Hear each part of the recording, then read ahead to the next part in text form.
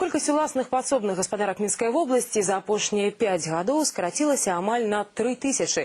І гэта якраз у той час, калі ў рэгіёне дзейнічала праграма развіцця і падтрымкі сельскіх падвор'яў. Як вынік, у мінулым годзе ў параўнанні з 2006 малака ў насельніцтва закупілі менш на 25 тысяч тонн.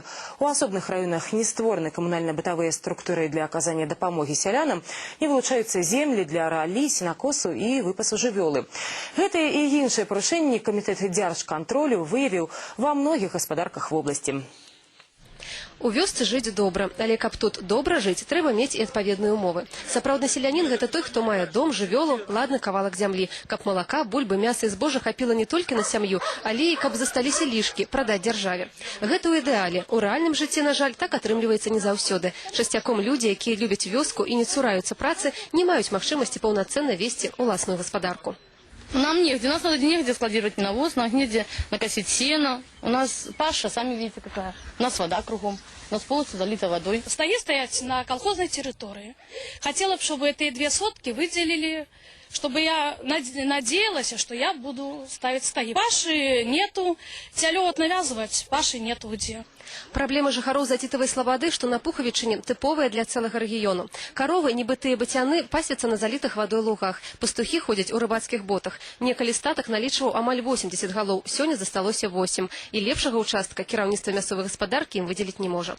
Зрэшты, як і добрага кавалка зямлі для сям'і Валянціны Сухой. Стары надзел забралі, бо ён не быў зарэгістраваны як належыць, а ўзамен дзірка ад бубліка. Надо быть юристом, чтобы знать все эти законодательства, все это и земельное, и всякое. Мы думали, платим налог, пользуемся и все на этом. Оказывается, это не все. Теперь без прав остались. Без участка, без навоза, без сенокоса, без прав. Хто павінен абараняць правы сваіх вяскоўцаў і ўрэшце-рэшт вырашыць зямельнае пытанне, кіраўніцтва гаспадаркі і сельсавета пакуль не ведаюць самі. А людзі ў пошуках адказу ўжо нацерлі мазалі, ходзячы па інстанцыях. Перевести, допустим, земли сельского совета под пастбище, это решаем не мы, не сельский совет. Не я предоставляю, предоставляет сельский совет. Магчыма, пасля праверкі дзяржкантролю гэтыя людзі нарэшце пачуюць адзін аднога, падзеляць свае абавязкі і раздзеляць зямлю. А будуць у вяскоўцаў спрыяльныя умовы, з'явяцца і добрыя вынікі, без прыпісак. Получилось, что за 4 года действия программы вот те данные, которые предоставляла Комитет по сельскому хозяйству Министерства сельского хозяйства, на 30% завышено производство зерновых культур, на 80% завышено производство картофеля и на 75% завышено производство овощных культур. Набыць зямлю, прыдбаць свой кут. Радкі класіка і сёння актуальныя. Добра жыць у вёсцы можна і трэба. Толькі ў гэтым павінны быць аднолькава зацікаўлены ўсе, без выключэння. Аксана Шыдлоўская, Вадзім Елькін, Першы канал.